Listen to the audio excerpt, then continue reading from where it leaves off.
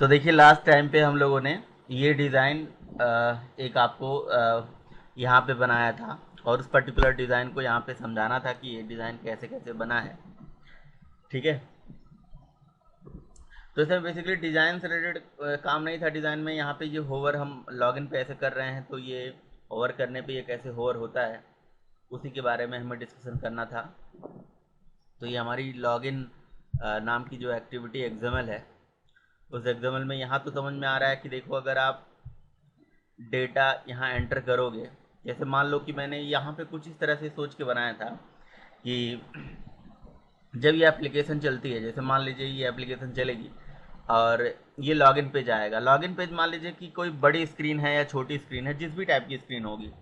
छोटी स्क्रीन होगी तो छोटा यहाँ पे दिखेगा, बड़ी स्क्रीन होगी तो बड़ा। यहाँ पे स्क्रॉलिंग की फैसिलिटी यहाँ पे मैं देना चाह रहा था बेसिकली, है ना, कि जैसे मान लो कि बहुत छोटी स्क्रीन में से जब हम चलाते हैं तो कहीं दिक्कत हो जाए, तो उसके लिए हमने यहाँ पे सबसे टॉप पे स्क्रॉल व्यू लिया था। देखिए आप, ठीक है।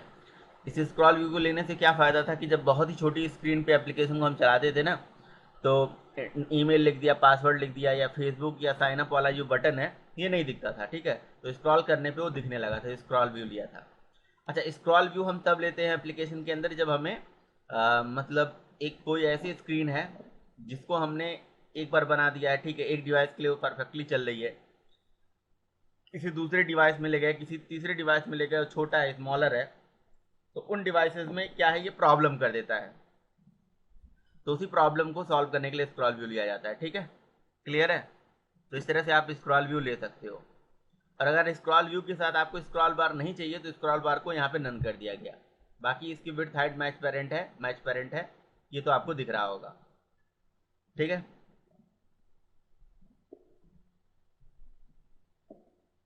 हाँ, यस यस यस यस, जो विजिबल नहीं हो पा रहा है स्क्रॉल व्यू से वो विजिबल हो जाए, बस। और वो ऐसा इसलिए होता है जब हम एप्लीकेशन एक पर्टिकुलर डिवाइस के लिए बनाते हैं, जब एक डिवाइस में चल रहा है, मान लो किसी दूसरे डिवाइस में, छोटे स्मॉल डिवाइस में नहीं चल पा रहा है, वहाँ विजिबल नहीं हो पा रहा है, तो उस केस में यहाँ पे हम करते हैं। ठीक है, आगे इसका ये कहानी है कि हमने क्या करा। स्क्रॉल व्यू जब भी आप लीजिएगा तो एक उसके साथ रूल होता है कि स्क्रॉल व्यू के साथ हमेशा एक सिंगल ही चाइल्ड होना चाहिए। सिंगल चाइल्ड का मतलब उसके अंदर एक ही, मतलब आप चाइल्ड लेआउट यूज कर सकते हो। जैसे आप अगर देखो तो स्क्रॉल व्यू के जस्ट नीचे हमने एक लीनियर लेआउट लिया है, तो वो लीनियर लेआउट के अंदर ही पूरी डिजाइनिंग करी गई है। ऐसा नहीं है अगर आप सोचो कि हमने स्क्रॉल व्यू ले लिया, स्क्रॉल व्यू के अंदर इमेज व्यू भी डाल दें, एडिट टेक्स्ट भी डाल दें, या बटन भी डाल दें, तो ऐसा नहीं कर सकते आप। तो ऐसा इसलिए नहीं कर सकते क्योंकि एक स्क्रॉल व्यू के अंदर एक ही डायरेक्ट चाइल्ड होता है। डायरेक्ट चाइल्ड एक होगा। डायरेक्ट चाइल्ड कौन है हमारा? वो है लीनियर लेआउट। और लीनियर लेआउट का ये ओरिएंटेशन है वर्टिकल, और उसके अंदर ये इमेज व्यू लेके, एडिट टेक्स्ट लेके ये सारा काम करा गया है। ठीक है, तो यहाँ पे बाकी वही चीज़ दिया, वेट सम वगैरह प्रॉपर्टी यूज करी गई है। ठीक है, देखिए यहाँ पे वेट सम 2 दे दिया गया, और वेट करके आधा आधा इन दोनों को दे दिया गया स्पेस। बाकी ये फॉरगेट पासवर्ड और क्लिक हियर वाला जो है, ये एक सिंपल टेक्स्ट ही है, टेक्स्ट व्यू ही है। ठीक है ना, ये टेक्स्ट व्यू है। अच्छा, अगर हम इसकी बैकग्राउंड की प्रॉपर्टी की बात करें तो इसका बैकग्राउंड देखिए, अगर आप यहाँ पे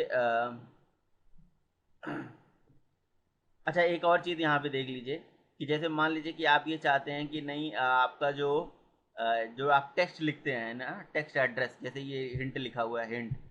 ठीक है, तो हिंट जो है यहाँ पे देखिए लेफ्ट से ही दिख रहा है, दिख रहा है ना, तो इसको आप सेंटर में लाना चाहते हो, सेंटर में भी ला सकते हैं आप अकॉर्डिंगली।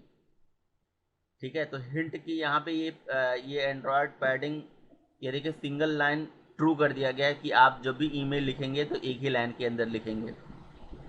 अच्छा, बैकग्राउंड में क्या यूज करा गया है जरा देखिए आप यहाँ पे, इस एडिट टेक्स्ट का बैकग्राउंड लिया गया होगा।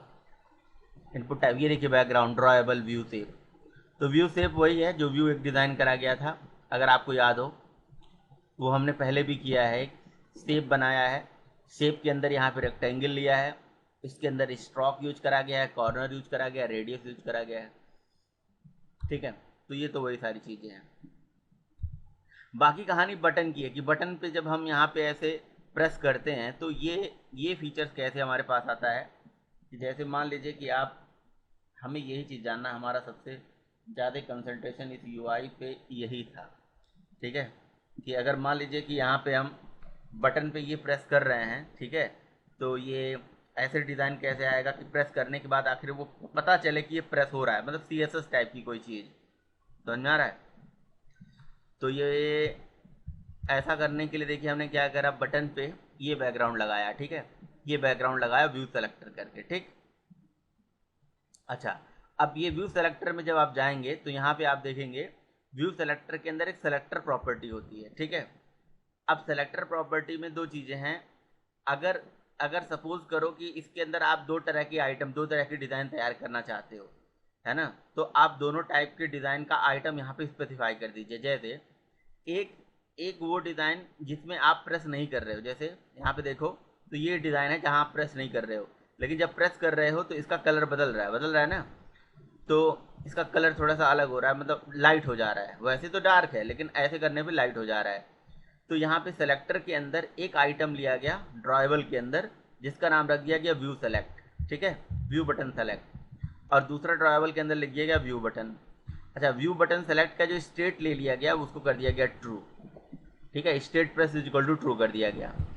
तो जो हमारा व्यू बटन सेलेक्ट वाला है, सेलेक्ट वाली प्रॉपर्टी है, जब आप सेलेक्ट कर रहे हो, समझ में आ रहा है, तो वो उस केस में ये चलेगा, उस केस में ये शेप चलेगा।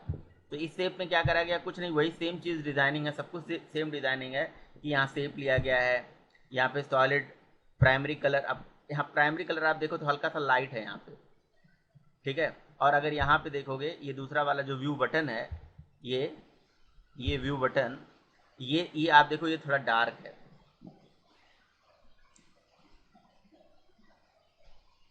समझ में आ रहा है या नहीं आ रहा है आप लोगों को? तो यहाँ पे बेसिकली क्या करा गया है, फिर से आते हैं हम जरा, क्या था, व्यू बटन था, हाँ, view selector, sorry.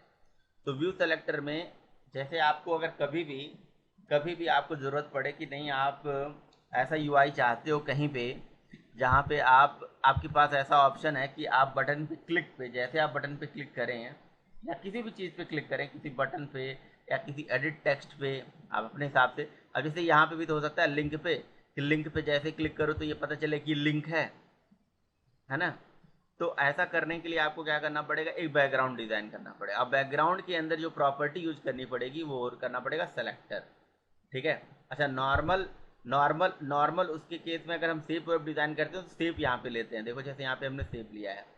But selector की ज़रूरत हमें तब पड़ती है कि जब हम चाहते हैं कि भाई अगर हम सेलेक्ट करें और सेलेक्ट करने के बाद कुछ और बिहेवियर हो, है ना, CSS हो हमारे व्यू का, और अनसेलेक्ट करने के बाद कुछ और बिहेवियर हो, ठीक है, तो उस केस में हम सेलेक्ट प्रॉपर्टी यूज करते हैं। सेलेक्ट के अंदर होता है आइटम, ठीक है, आइटम के अंदर आप एक आइटम ऐसा डिज़ाइन कर लो जिसमें आप स्टेट प्रेस को क्या कर लो, ट्रू कर लो, और एक में बाय डिफ़ॉल्ट फॉल्स, तो होगा ही होगा। तो ये पहला आइटम हो गया जो स्टेट प्रेस के टाइम पे चलेगा, ये क्योंकि इसके लिए ट्रू करा गया ये, ठीक है। और ये वाला जो आइटम होगा बिना, मतलब बिना प्रेस किए चलेगा, तो इसलिए बिना प्रेस वाला जो मतलब बटन का जो वो दिखा रहा है, सेप दिखा रहा है यहाँ पे, ये आप देखिए, ये आप थोड़ा डार्क दिखा रहा है, लेकिन जैसे आप प्रेस कर ले हो ये लाइट हो जा रहा है, वो इस वजह से हो जा रहा है, वो तुरंत ये वाली प्रॉपर्टी चल जा रही है। तो इस केस में व्यू ये चल रहा है। अब इसमें क्या चीज़ें करी गई हैं, ये तो सिंपल ही है कि एक शेप बनाया गया है, ठीक है, और शेप के अंदर यहाँ रेक्टेंगल ले लिया गया है, बाकी सॉलिड है, कॉर्नर है, रेडियस है, ठीक है, ये सारी चीज़ें इसमें यूज करी गई हैं। ये सब तो समझ में आ रहा है ना? हाँ जी,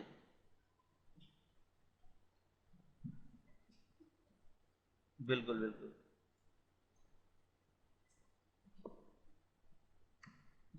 हाँ बताओ भाई, इसमें कोई दिक्कत तो नहीं ना? तो ये हो गया आपका ये प्रॉपर्टी। दूसरा सेलेक्ट वाली प्रॉपर्टी के केस में ये चीज़ चल रही है, सेलेक्ट करके ये नाम दे दिया गया बस, और वही सेम चीज़ें हैं, बस यहाँ कलर थोड़ा सा लाइट कर दिया गया है, वो आप अपनी इच्छा है। आप चाहते हो कि इसको प्रेस करने के बाद कलर जो है रेड आ जाए, ग्रीन आ जाए, तो वो यहाँ पे स्पेसिफाई कर देना, समझ में आ रहा है। और उसके बाद क्या है, बाकी तो इसमें डिज़ाइनिंग में और कुछ इसमें है नहीं खास जो मुझे आपको बताना था। क्लियर है?